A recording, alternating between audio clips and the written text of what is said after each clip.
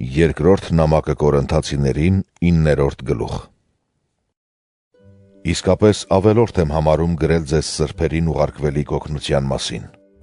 որովհետև գիտեմ ձեր հոժարակամությունը, և ձեր մասին պարծանքով եմ խոսել մակեդոնացիների մոտ, թե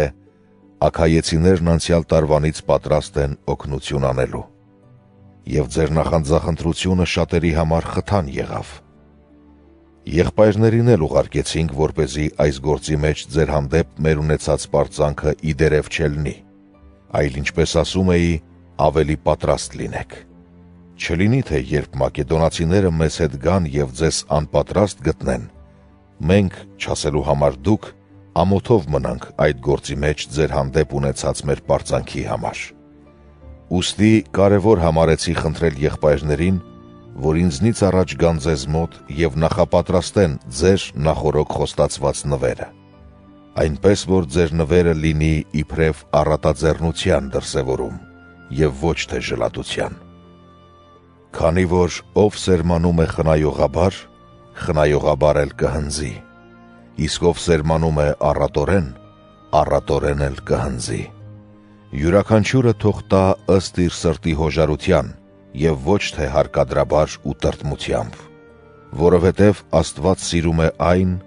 ինչ զվարթառատ է տրվում, և Աստված կարող է ամեն շնորհ առատորեն տալ ձեզ, որպեսզի միշտ էլ ունենաք այնքան,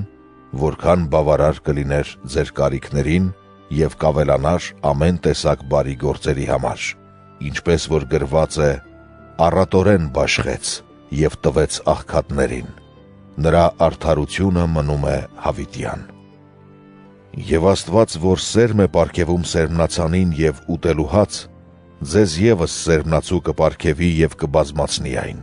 ու կաճեցնի ձեր արդարության պտուղները։ Աստված ձեզ հարուստ կդարձնի ամեն ինչում, որպեսզի կարողանաք առատաձեռն լինել, որը մեր միջոցով Աստծուն գոհաբանելու պատճառ կլինի։ Որովհետև այս հանգանակության կազմակերպումը ոչ միայն սրբերի կարիքները բավարարելու,